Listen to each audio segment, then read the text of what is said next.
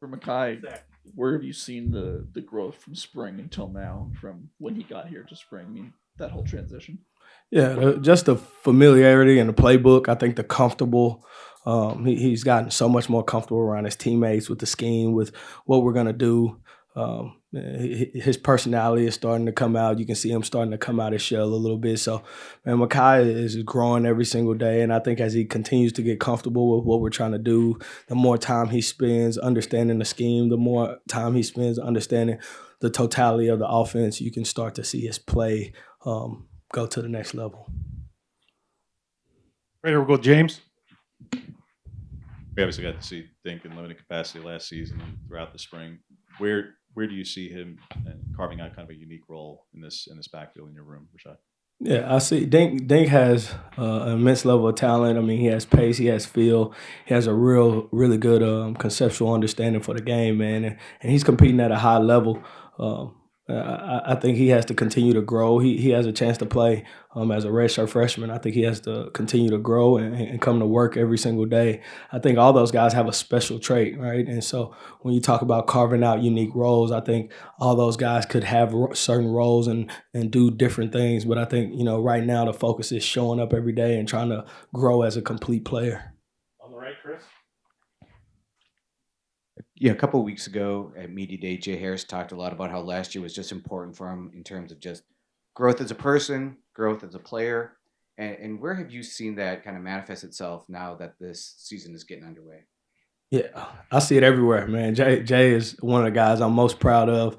You talk about a kid going through the maturation process and finding himself as a player, finding himself spiritually, growing mentally, spending so much time in the playbook. I mean, he's so much different than he was last year. He's more coachable. He's more comfortable. He's more trustworthy. That's a kid that the sky's the limit when it comes to talent. I mean, he's ceilingless when it comes to talent, and so as the person continues to grow, the player continues to grow. Right here on the left, Matt.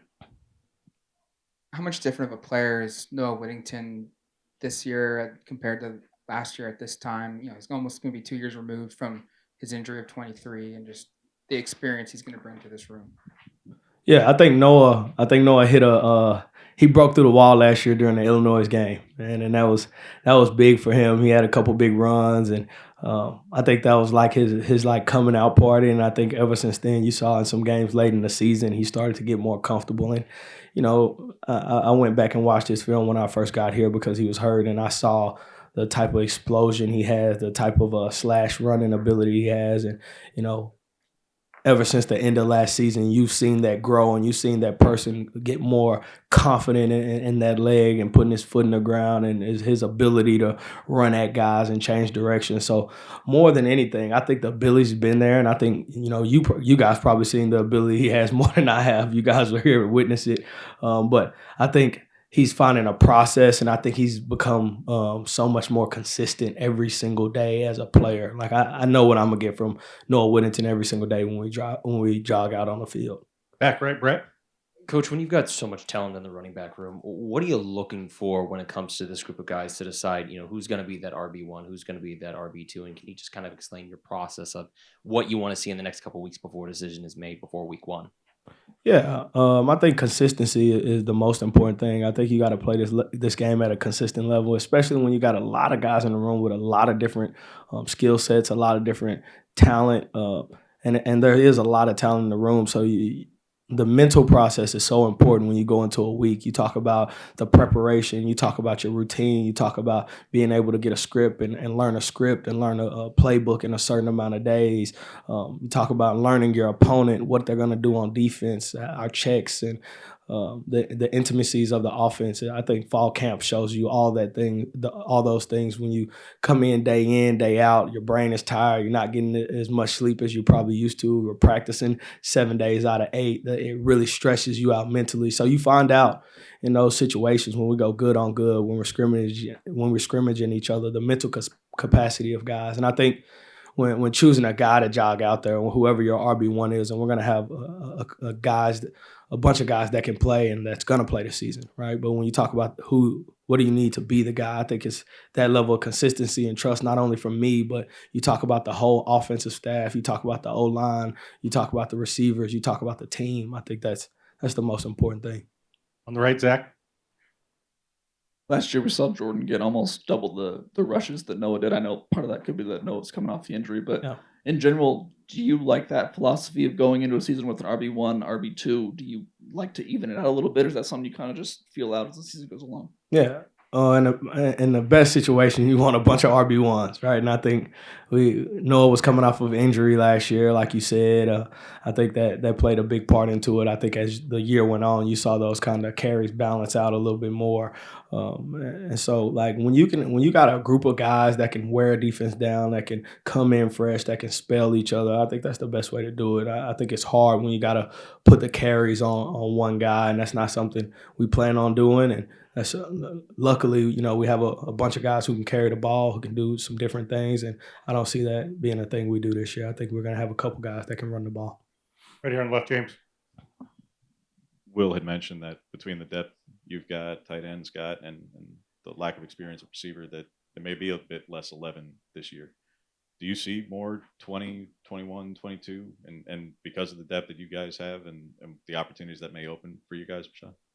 I think we're gonna go into each game with a game plan based on strengths and weaknesses of a team, based on the defense, based on what they're gonna be able to do. Do I see us being able to do a little bit more 21 with the guys we got, with the multifaceted backs? Yeah, I do. I think Noah can play slot. Jay Harris has a lot of talent at receiver and ball skills. I think Jaden has proved. I think we got a lot of guys that can do a bunch of different things. So yeah, I see us having the ability to do a lot more of that. Now, does that mean we're going to do it every single game? No. It might be better for us going in a game to be in 11 more, right? But I think the ability is there. Yes. Back right, Brett. Coach, obviously, it's only been about a week and a half of fall camp, but even just digging back to spring ball in the game, just what can you pinpoint from what you've seen from this group and its maybe biggest growths, and what you still want to see them work collectively as a unit that they need to improve on before the start of the season? Yeah, man. I think anytime you go into year two of something, you gain some comfort, and I think there's some, not in a bad way. I think there's some comfort. There's some comfort in the room. There's some comfort with understanding how I'm going to approach every single day. It's a comfort with the expectation of the room, and I think when we go out there every single day, I think I think we're closer to the level, the standard of play that we expect every single day consistently. Right? Those guys know what I expect from them. They know the level of finish. They know the level of physicality. They know the level of violence I expect those guys to play this game with. And that's something that I've seen as camp go on, that's been a little bit more consistent than maybe it was last year. New coach, new situation, understanding, he might want things done a little bit differently than the last guy. And that's something that's been great. As we continue to grow, we are a young group, right? Noah's played a bunch of ball, but outside of that, and Makai, outside of that, we don't have a bunch of guys that's played a bunch of ball, and Makai hasn't played ball here, right? So you talk about being able to play ball here, you talk about guys that have to know the system every single day. And I think as we're learning, as this group is growing, they have to continue to learn the playbook and learn the ins and outs and learn what we're trying to accomplish, not just at the running back position. We've mentioned 21. So how can we know what to do when we go to the slot at receiver? How can we know what to do when we're in protection? I think, as we continue to grow, that's going to be important. On the right, Zach. Jaden is someone who typically flies under the radar, at least publicly. I'm curious what you've seen from him kind of as he embraces that role and continues to improve going into this new season. Yeah, Jaden is Mr. Consistent. He's probably one of the most consistent guys in the room, and I think he's grown in a leadership role. He speaks more than he did this time last year. He's here every day. He's here at 6 o'clock in the morning going through the script, and he doesn't do it himself. He's brought some other guys with him. He's bringing the freshmen in. He's bringing some of the young guys in, and he's doing script reviews with them every single morning. And so, Jaden is a guy that flies under the radar, but the value of him to that room, to this team, is outrageous. I mean, you go back and you look at the Boise State game last year. I mean, I don't know what happens if he doesn't pick up that ball on the 1 yard line and run it in, right? So, I mean, Jaden is so important to the room, to the culture of the room. And as he continues to go, his role will continue to grow, and he'll continue to be a leader in that room. Last question here on the left, Matt. You mentioned you've got a lot of guys. How does Dier and Jordan separate themselves, or maybe make themselves seen by the coaches, and how's their development gone along and their first fall camp, which everyone says is just drastically different than high school football? Yeah, those guys are years beyond their time, man. Those guys are football junkies. I mean, when you got freshmen that probably spends just as much time as the older guys or more in the film room, learning plays, learning the system. I mean, those guys are years beyond their time, and they've already came and kind of showed and flashed during this camp. I mean, those guys have made some big boy plays, some grown up plays. Now they're still young and they still do some freshman things, right? But those guys have showed that they can play ball on this level, and so as they continue to grow too, as they continue to understand the level of physicality every single day, I think that's a little bit different from a guy coming from high school. I mean, these guys are going to hit you in the face every single day at practice. They're coming every single day, and there's not a day off. There's not a period off, right? When you're in there, we're playing live football. And as those guys continue to understand those standards and meet those standards, man, those guys got a chance to be really special.